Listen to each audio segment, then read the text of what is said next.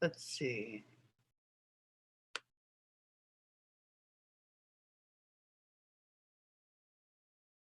Hi, everybody, and welcome. We're just going to take a few minutes as people are coming in and let them get settled. I hope you're having a wonderful day. It's been a little bit windy here, but that's Wyoming. So, yeah. So we're welcome to everybody who's new and who hasn't been here before. And hi to Denise. Thank you so much for being here. I hope you got my email earlier. You are the next one to get a certificate. I am planning on sending those out at the end of the week.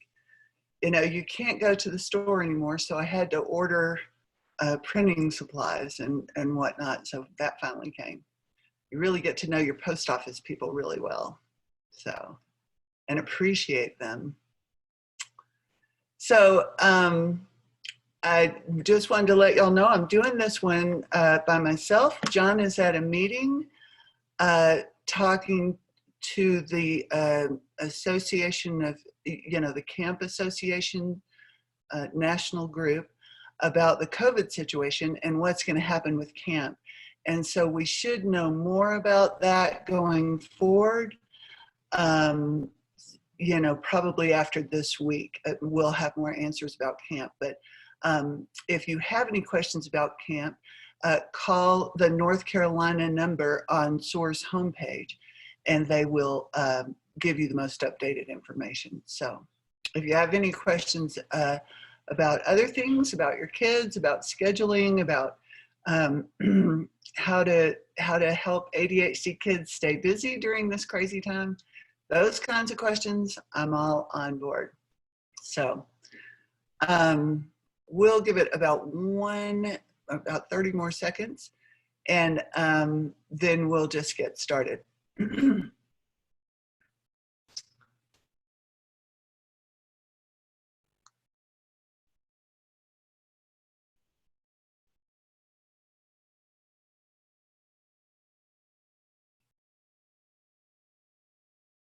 All right, let's get started. This is a pretty complex topic. You would think it would be a very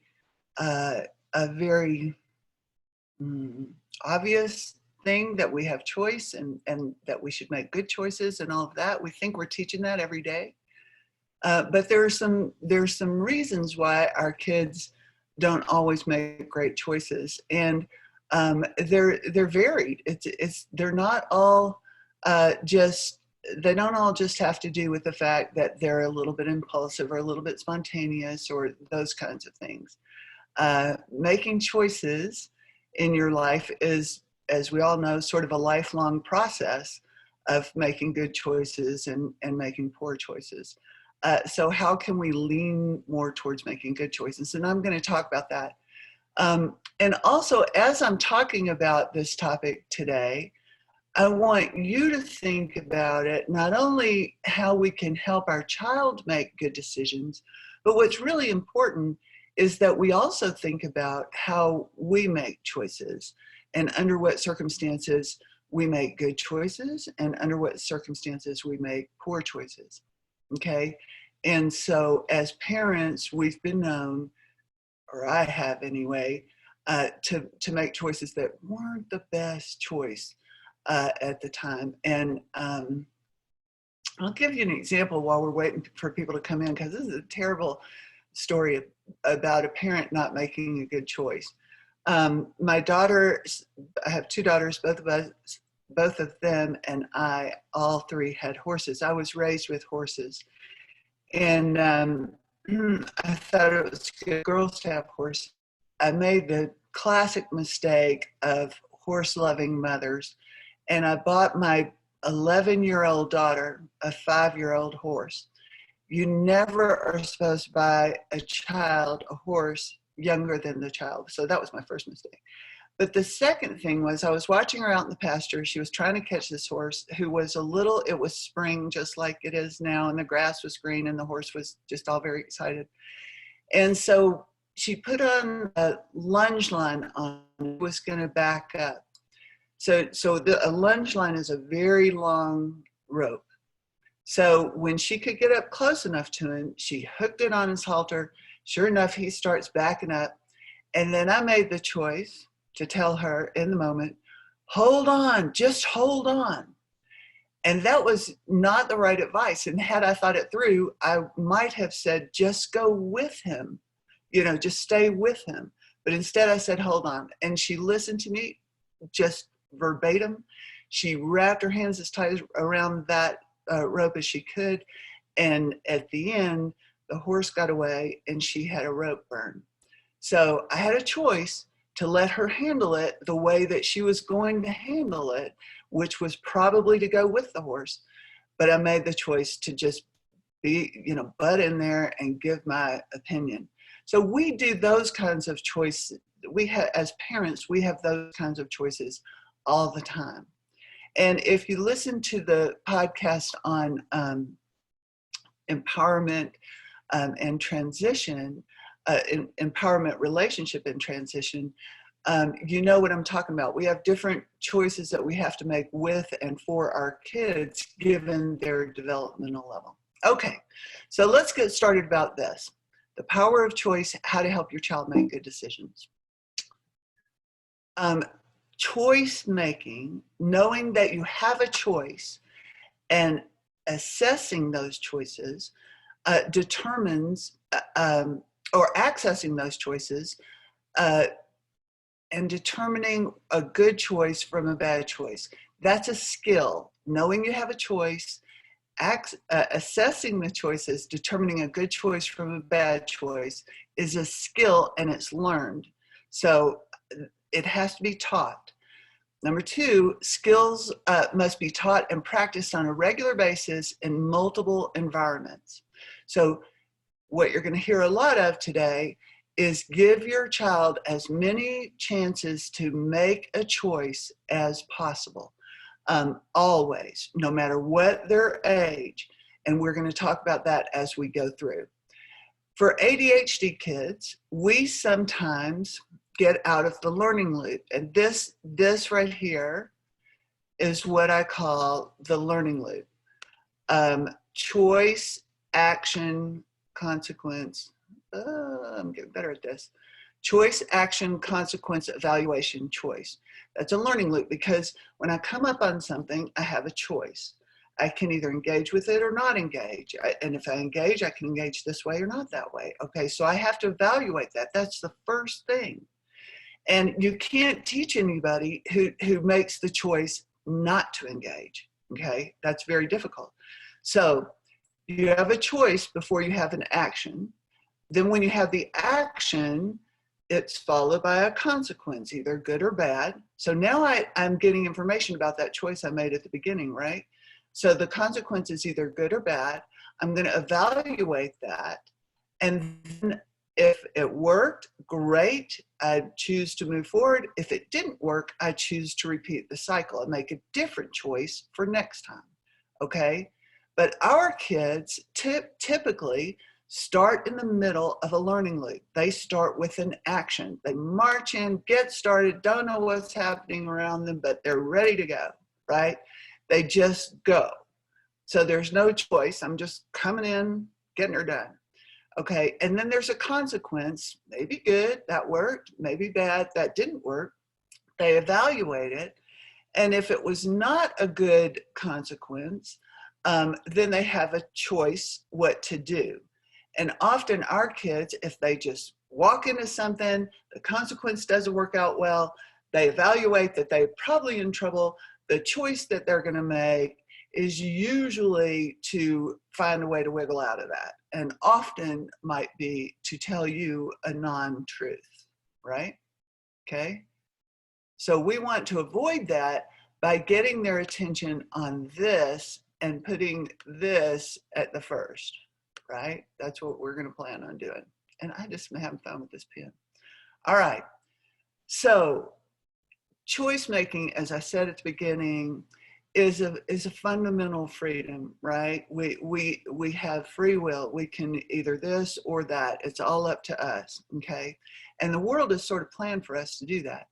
So you have the power to make a choice in every interaction, in every environment, under all circumstances. Every movement forward are a series of choices and micro choices, okay? So you choose how to relate to your experiences, right? So for those of us who may have a person in our home who has a fixed mindset means there's one and only one way to do it. So if that is what they believe, then when they have an experience that doesn't work the way they want it to, they believe that they are a failure. They're choosing to believe that. They are choosing to believe that they are a failure because it's easier. It's easier than I tried it, I did it, it didn't work, I'm done. Forget it, okay? I have such a person in my house. We work with them a lot. So everything you do, how you relate to your experiences, everything is a choice.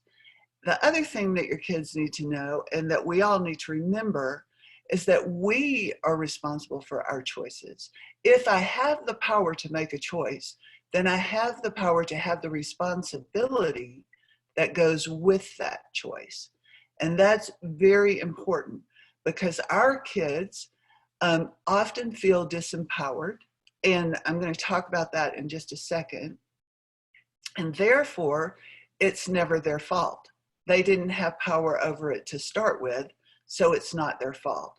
So giving your child power by having them make the choices will help them understand what their responsibility is to that choice. So these are some, things we're going to think about as we go through all of this. Okay. And then also just another fundamental part of choices is that you have a value system that you may or may not be aware of, okay, that guides your choices. So whether it is how you perceive your role as parent, whether it is that you value kindness and courtesy and calm over conflict and arguing, and I have a daughter who values conflict and arguing. She values that because she's a debater. She's going to go to law school. She just loves that. It's intellectually stimulating for her. I don't. I'm over here. Okay. So there is something that drives your choices. Okay, within you, and you always have available a support system to help you make decisions if you choose to consult them. Okay. And that is really important. And your kids need to know that. I'm going to tell one more quick story on myself. Y'all are going to think I'm the worst, but when I was, and I may have told this story before because it does prove a point. When I was 13 or 14, I had a friend, not a good friend, wasn't a friend for long, who talked me into taking my brother's car and have a license. Clearly it was my car, it was his car, but he lived at home. He was only 2 years older than me. So I thought, it's our car, whatever. And so I jump in the car and off we go down the hill. And of course we couldn't get the car started and a lot of things happened. So I get home and my mother and brother are just about to send me to, some sort of lockup. And, but fortunately my mother made the choice to send me to my room first to wait for my father, who happened to be the kindest, most wonderful man in the world. So I felt pretty good. So my father comes in and he says, I understand that you stole your brother's car today. And I said, well, I didn't really steal it. We were just kind of seeing if we could drive it. That's not really the same thing. I probably would have brought it back if I could have got it started, And he smiled and thought that was clever. And then he said, well, your mom and your brother think that, that stealing is illegal and we might need to, invite some more people in. And my father said, but I have to tell you, I've told you everything I know about right and wrong for all your whole life, I've told you everything I know to tell you about making good decisions, right and wrong. So if you made this decision, and I know you're a really smart person, I'm just going to support your decision because you didn't choose to ask me. You didn't choose to ask me what I might think about that. I would have given you input, but you didn't ask. And so you're making your own independent decisions, so I support you. Well, as you can imagine, from that moment on, I was straight as an arrow. I didn't break any laws. I didn't hang out with anybody that broke any laws because I knew that they would support that decision and let me go to jail, which was kind of scary. And so, but that story is you have a support system to help you make decisions if you choose to consult them. And your kids need to be aware of that you are there to help them if they ask. If they don't ask, they own the choice and the result, okay? And that's important because I have to own my own decisions to grow. Okay. There we go. Okay, so here's the second part of that. You have a right not to choose. Your children have a right not to choose. So that happens all the time, right? You know, you're going out with a friend, they go, where do you want to go? Oh, it doesn't matter to me, you decide, right? You know, or what do you want to eat for breakfast? Doesn't matter, get me anything. You know, okay, so I am giving up my right to choose. And we do that all the time. So you need to know that you have that right. Okay, but when you abdicate that choice, others will make that choice for you. So you do not have a right to be frustrated with their choice, okay, because you gave it up. And so you can't say, oh yeah, no, I don't, this is not what I want for breakfast. You know, I mean, it does kind of, you know, it's not good for them. So you're responsible for the choice not to choose. So if you didn't choose, then here's what you get, and you're responsible for that. Same as if you were if you made the choice, you'd be responsible for the outcome. Abdicating for abdicating, and be comfortable with that. You must respect and honor the choice made for you, and having other people in charge of your choices. Now, this is where we as parents have to be very careful. Having other people in charge of your choices can lead to learned helplessness. So if we're making all of the choices for our children, they will give up. And let me give you an example about that, because I'm an old school teacher and I taught teachers, and I know that about child development. And learning theory. That's my whole background. And so I know that it's important to give kids choice. And I can give you some resources on this too. And I don't think I made a resource page, but I will. But having other people in charge of your choices can lead to learned helplessness. So we know that often in school, kids do not get to make choices, right? They come into class, the teacher has a lesson plan, you have to sit down, you have to get out your pencil, you have to do everything you're asked, you have to be very compliant, follow the rules, all of that. So our kids don't get to make very many choices during the day. There is research to show that by 3rd or 4th grade, kids stop making choices. And that's when you start getting, I don't know, I don't care, I don't know what I'm supposed to do. Who knows, you know, that kind of thing. And I'll give you this one short story because it was so demonstrated what I'm talking about so well, as far as how school can limit our growth when we're talking about the ability to make choices and make good choices. Okay, so I was teaching 2nd grade. I was already a professor at the university, but I went back for the summer because I like to be with the kids. And I was teaching 2nd grade, the toughest of the tough kids, and they were lovely. And this kid had a green mohawk, and he was just precious. And but he was having trouble, you know, sitting still, and you know, he was one of our typical kids. And so we were doing an exercise that was in the lesson plan that was handed to me by the principal, that they wanted this done at the end of every class. And it was a thing where you circled up and each of the kids paired off and they asked each other a question, and then one person asked the question, the other person had to repeat out what the question was. So it was a listening exercise, and that's what it was. Well, this adorable kid wanted to be my partner. So I said, okay, I'll be your partner. Let's do it. He said, okay, I'm going to ask you a question. I said, okay. He said, what's your favorite color? And I said, blue. And he was supposed to report out blue. He said, no, it's not. And I said, yes, it is. And he said, no, it's not. And I said, I'm pretty sure it is. He said, nope, it's either green, yellow, orange, or purple. What's your favorite color? Okay. So he was doing the only choice making that he knew to do that schools ask him to do, right? Multiple choice. That's the only choice you've got. That's the only way kids understand about choice. Well, not the only way, but one way that kids understand about choice in school. So thinking about choices is your job, okay? I'm just saying. Some schools do a better job than others. I'm not being, I know there are good schools that do a good job. So here's what we're going to talk about, which you already know because I've alluded to it all the way through. We're going to talk about the 6 ways to help your child understand the power of choice. And of course, the first way is choice and empowerment. If I have choice, I am empowered. Second way is choice and ownership. I own the responsibility of my choices.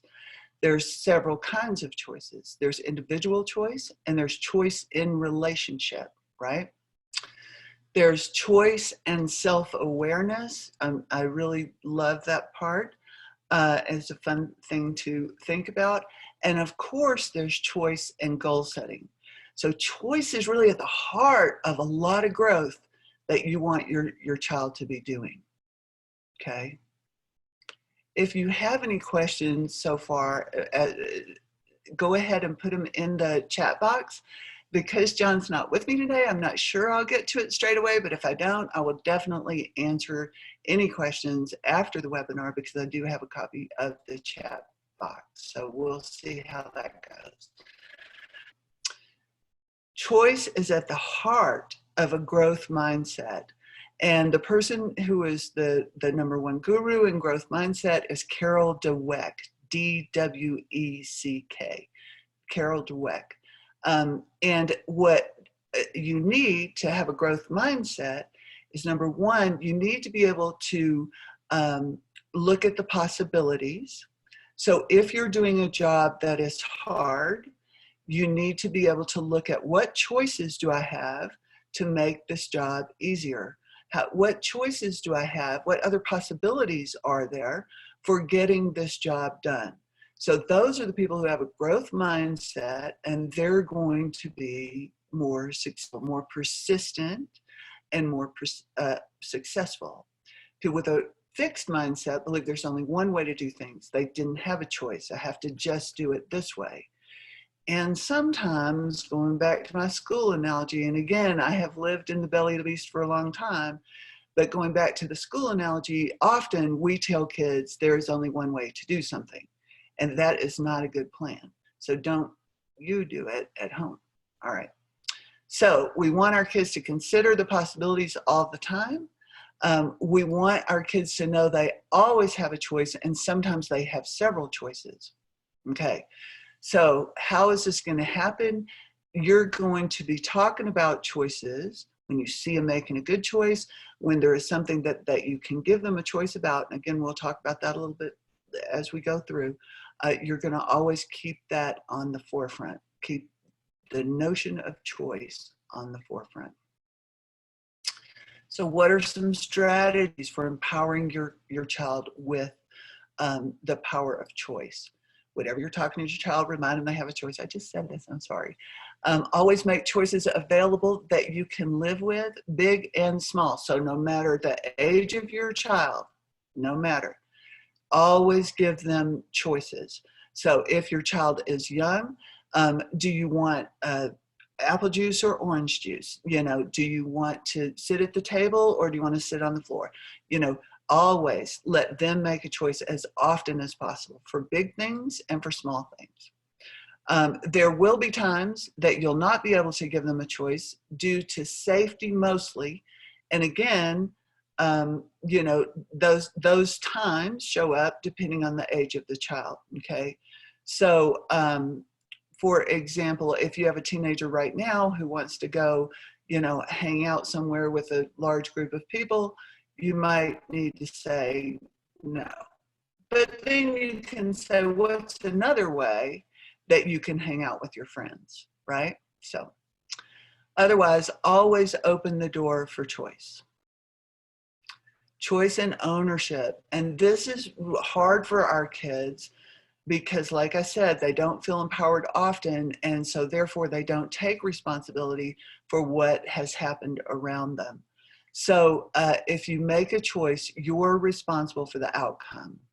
So that was your choice. And if you were with me on the art of negotiation, it really helps communication to be able to say, well, you made that choice. So this is, you know, the outcome that you chose. You know, I didn't give that to you. I'm not responsible for this. You made that choice. So it doesn't turn into an argument or whatever. Being as informed as possible before making a choice. So because I know I'm going to own the result of that choice, I need to be as informed as possible before I make a choice. Sometimes we do that in the moment. Often we do it in the moment. But if we're looking at something coming up, right? So, and for our kids, transitions are a big deal. So if we're looking at something coming up, I want to know as much as I can about that environment or about that situation or about that social interaction as I can, so I can make a choice about how I'm going to react in the moment, okay? And then this is the big one, and our kids really need to be taught this, and they need to see you doing it, and that is, if you make a bad choice, apologize. Just apologize. And we don't, a lot of our kids don't know how to apologize. They really don't.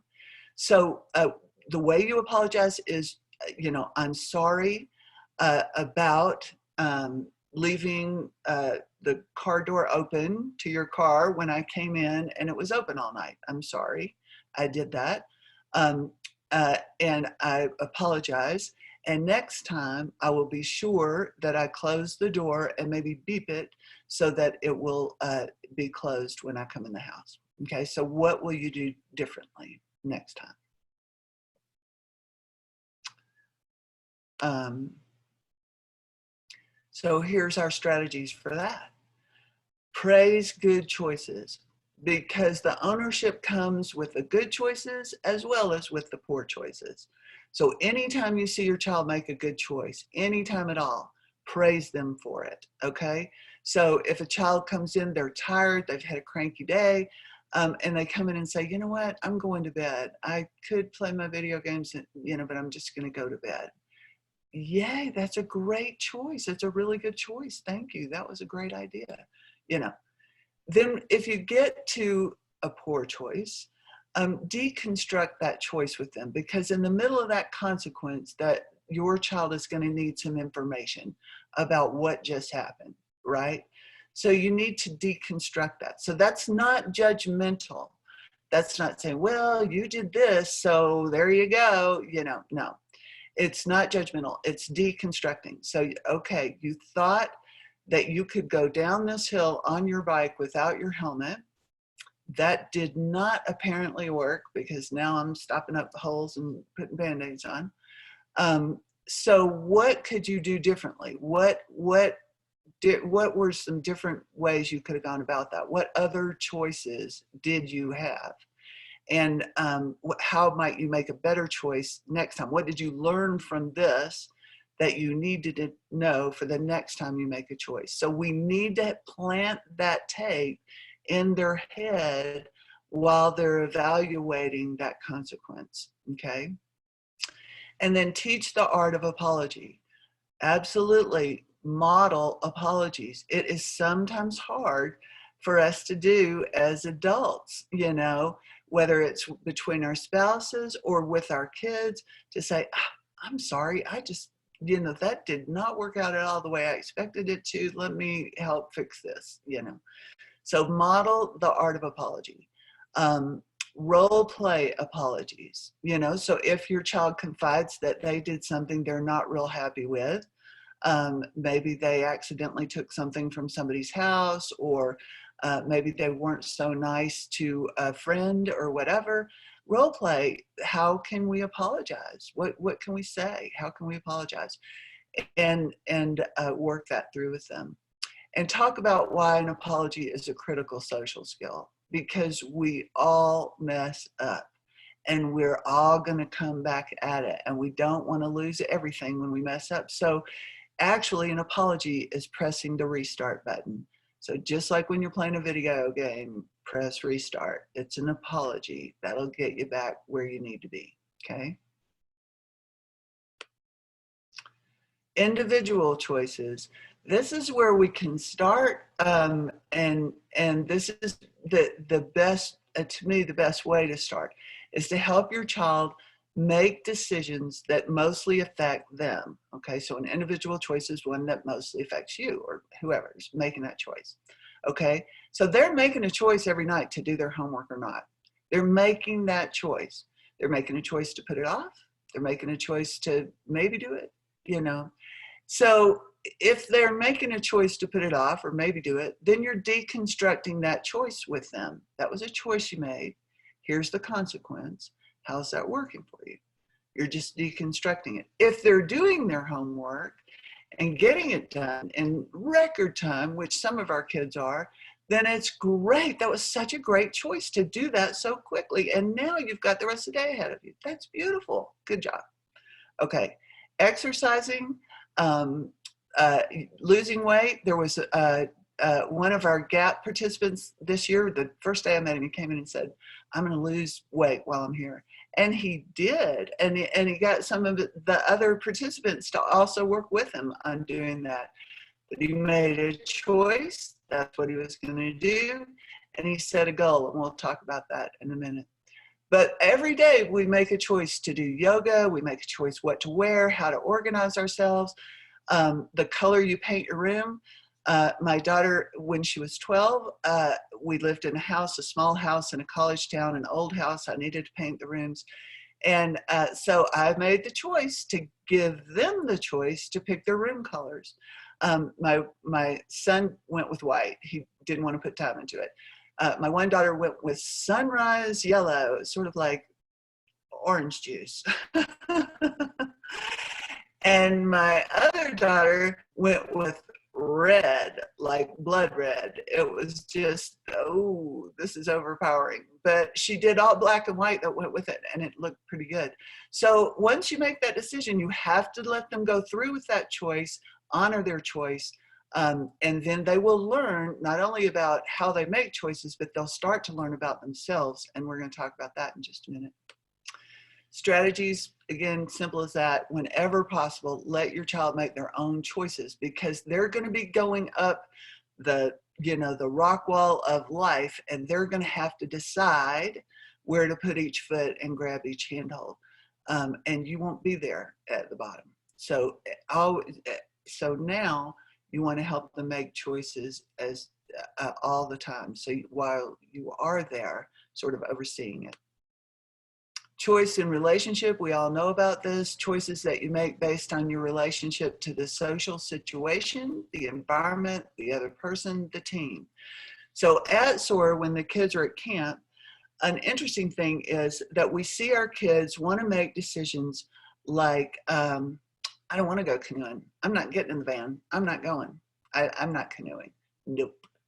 And so what happens is you've got 7 other kids who are in the van who do want to go canoeing.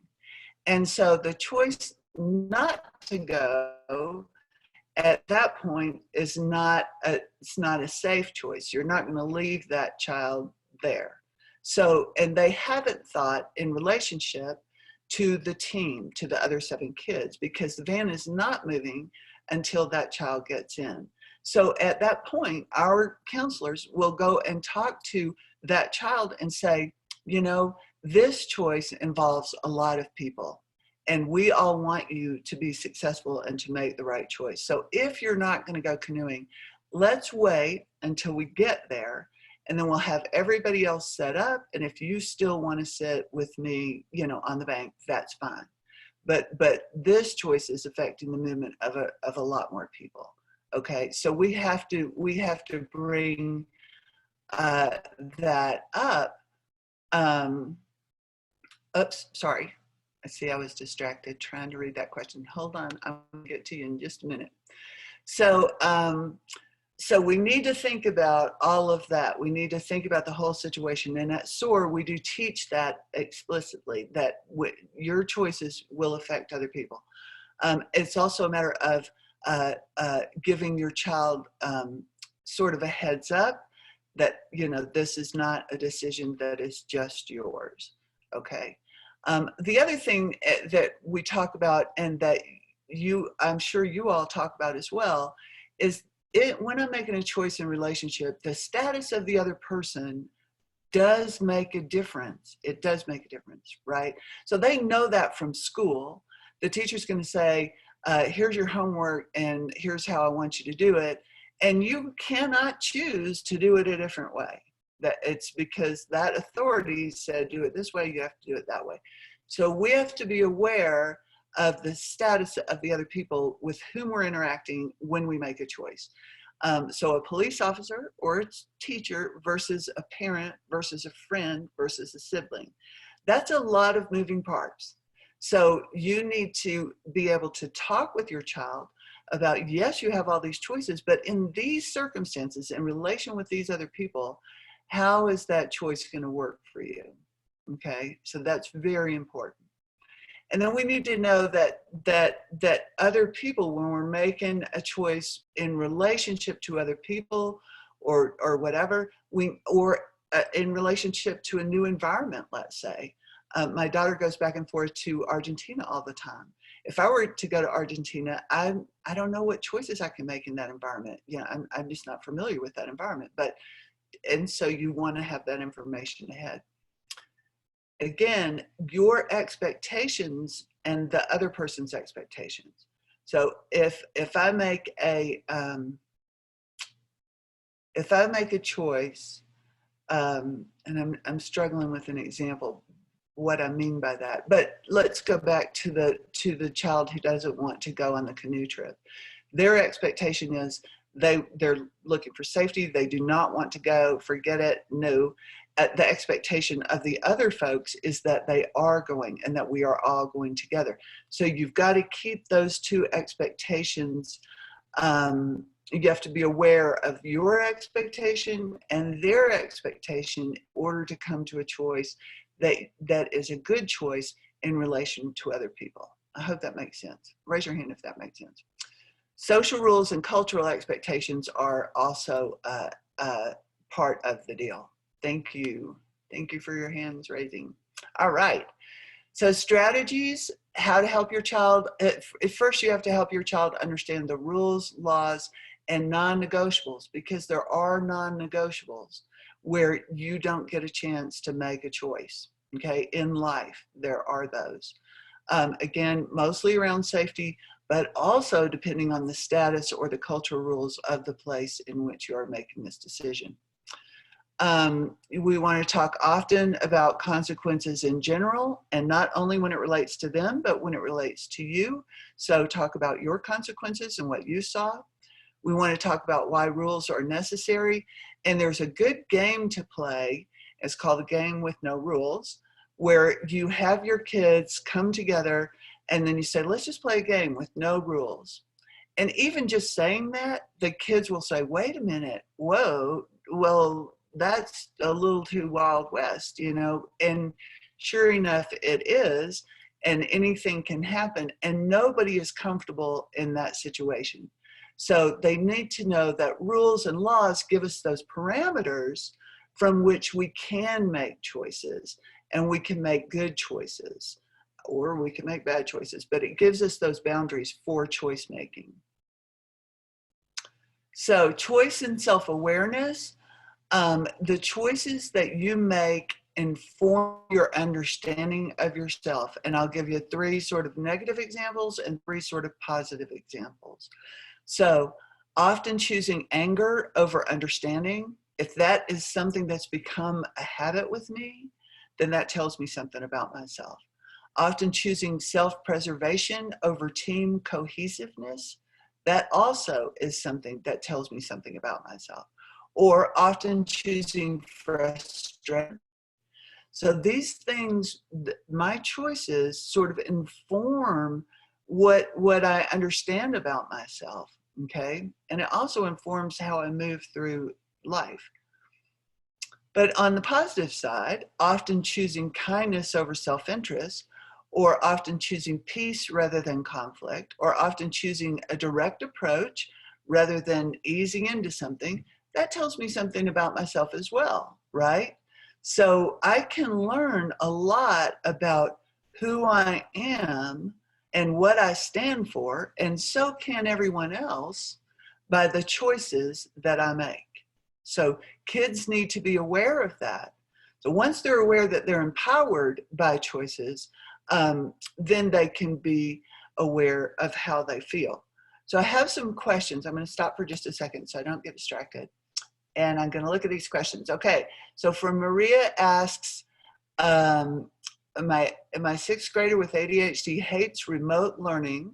I try to give him as many choices as possible, but he won't work unless I'm with him. What can I do?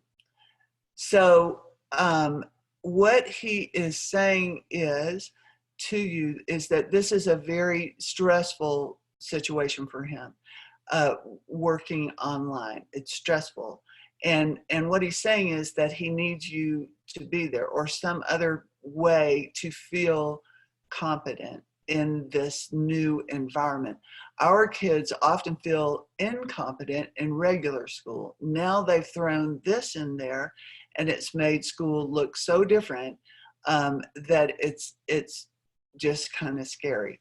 So that's what I kind of feel from him, just from what you've said.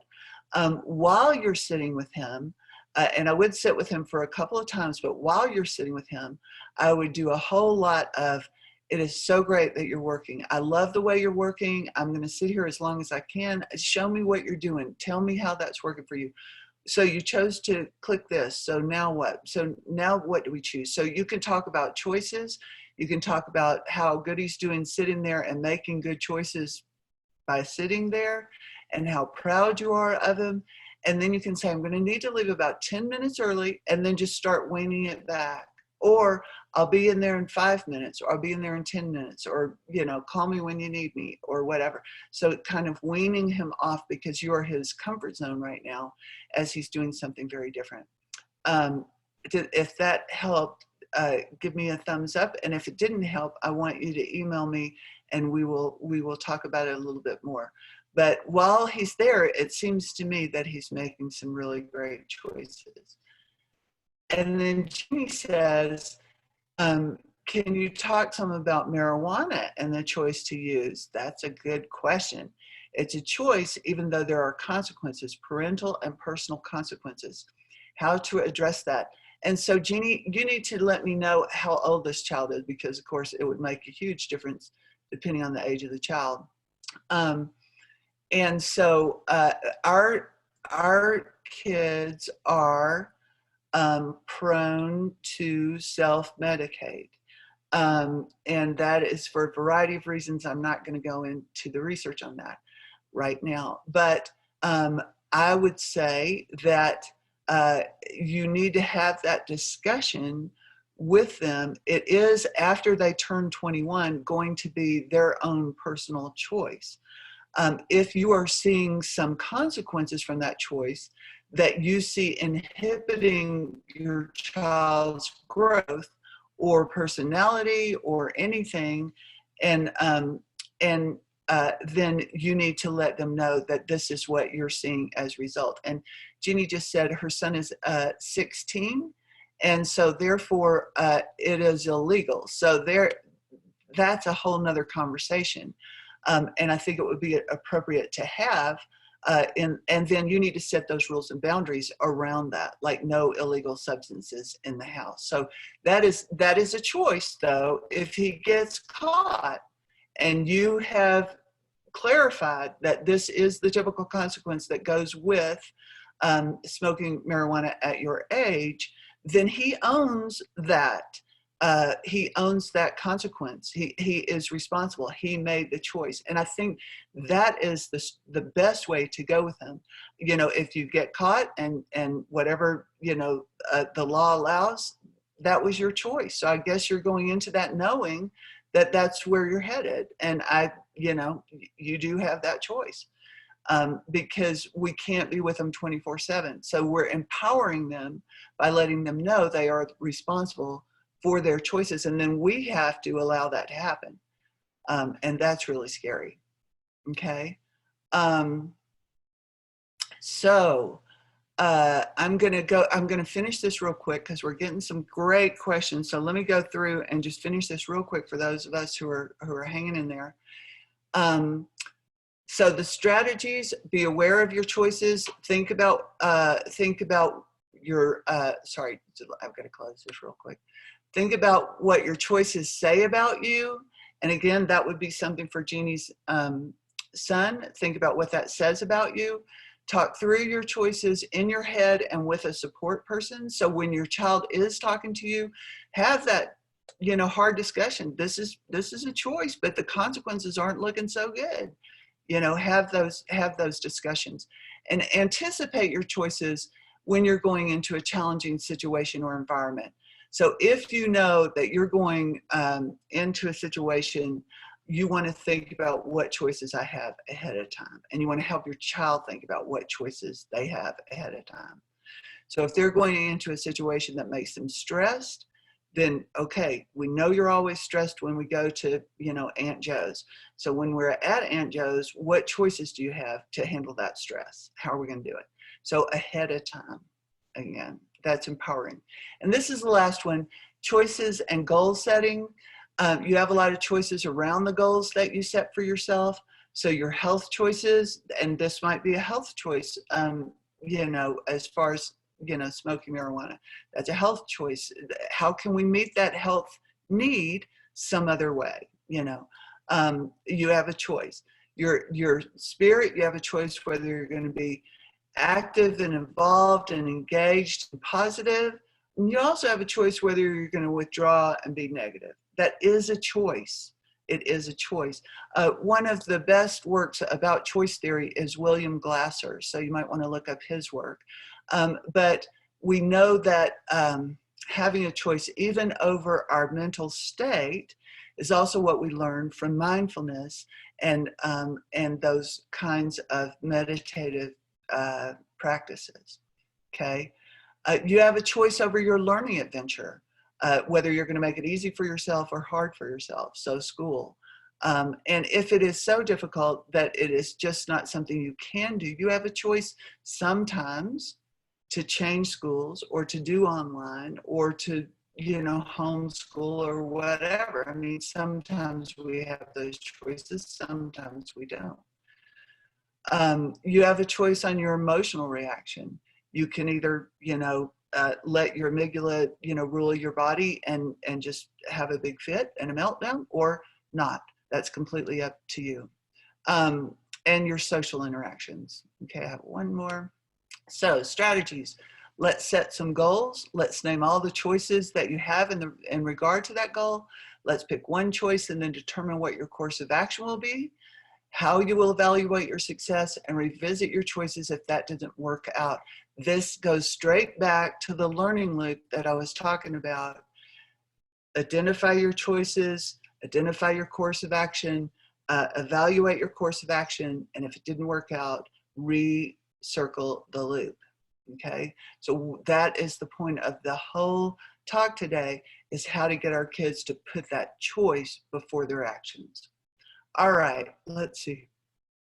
And then if any questions that I don't get to today, I will certainly be more than thrilled to answer them on email. So email me, at liz@soarnc.org, and you can share this webinar with other folks on our website. And so there's that. All right, so let's go back to the questions. And this question says, I have a 15-year-old who doesn't seem to care about her grades any longer. She's choosing to give up. What do you recommend? That's really hard. Again, what it tells me is that learning environment currently is not allowing her to engage in a way that helps her feel empowered. And she's no longer convinced that an A or B or C means anything in particular. And that's a very hard age. At that age, there's no reason that you can't see far enough ahead, and you've been doing it for so long, you do kind of lose, momentum. And so I would say to have the conversation with her about what does she want to learn? What are her choices about learning? What would she like to learn? How would she rather learn it? What was when she grows up? What does she want to do now? So turn it back to her to empower her. Let her know all the possibilities in the world that you can live with, and then see if she can find something that she can attach to. Because sometimes school, that's called burnout, and a lot of kids have it. And also, if she's on a IEP, talk to the special educator and have them help you get her re-engaged in learning. And this question bothers me the worst because we are natural learning beings all the time. It's how we survive. And when kids get turned off to learning, or, to learning, a grade is just a carrot, it bothers me, because it does mean they kind of shut down. So I would definitely talk to the special educator, or look at your options. That would be my answer. Let me see. If one parent does not support school choice, but another does, how do you support that child to participate when in the non-supportive parent's custody?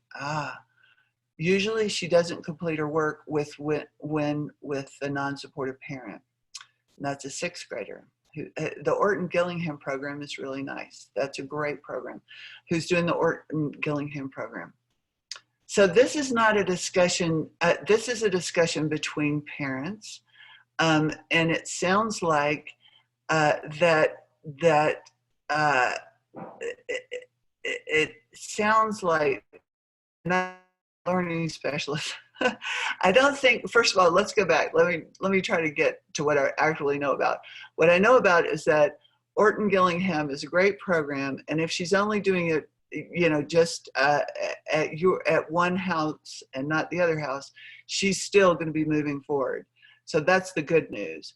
The bad news is that that one parent feels like it's probably more important for them to build that relationship with the child rather than to worry about schoolwork when they're at their house. And that's a discussion for the parents to have, and maybe for the whole group to have together, both parents and the child, to say, here's what we all need. Okay, but I am, again, not the, just my thoughts, grain of salt. Are there any other questions? Let me see. I have a son, here we go. I have a son, choice, and sometimes over the most smallest things. Do you want to go with your dad to the store? Stay at home with me. He'll melt down over making this decision. He says, go with dad, and as soon as I say okay, he changes his mind. This flip-flopping will go on for a significant amount of time. I end up losing my patience, and I get really frustrated. I've tried a bunch of tactics, even saying I'll make the choice for him. He agrees to let me make the choice, but once the choice is made, he freaks out. Do you have any words of wisdom or additional strategies? Okay.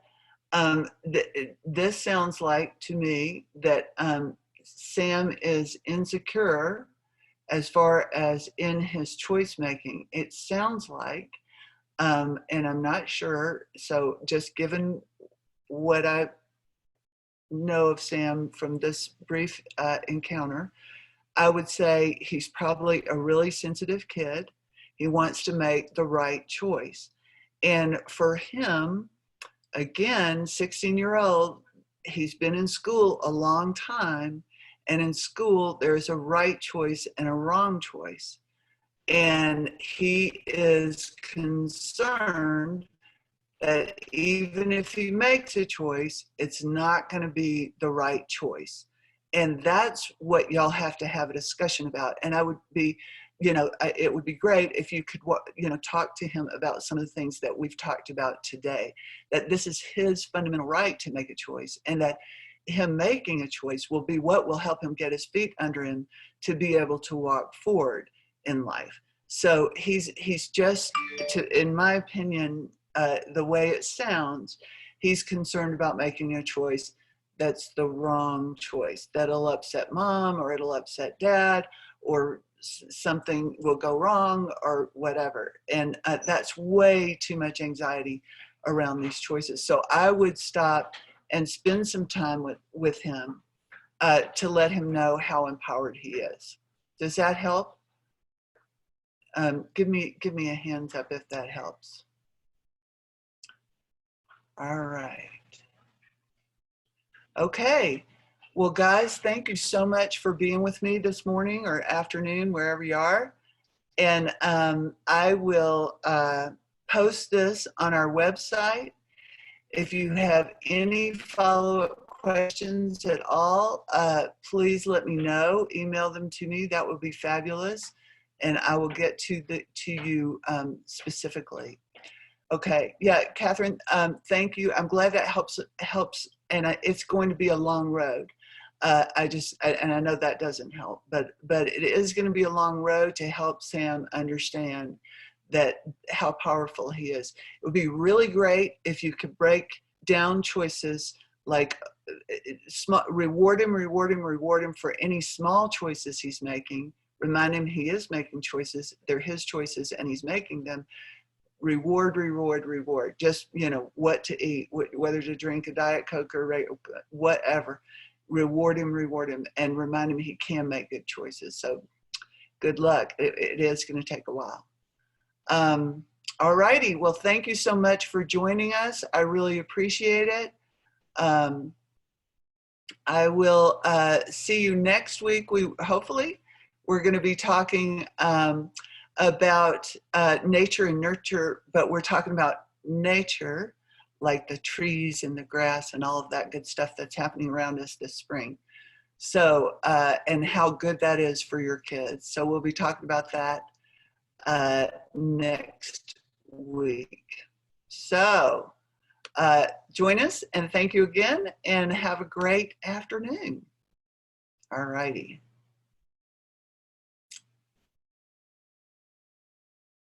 Bye, everybody. Thank you.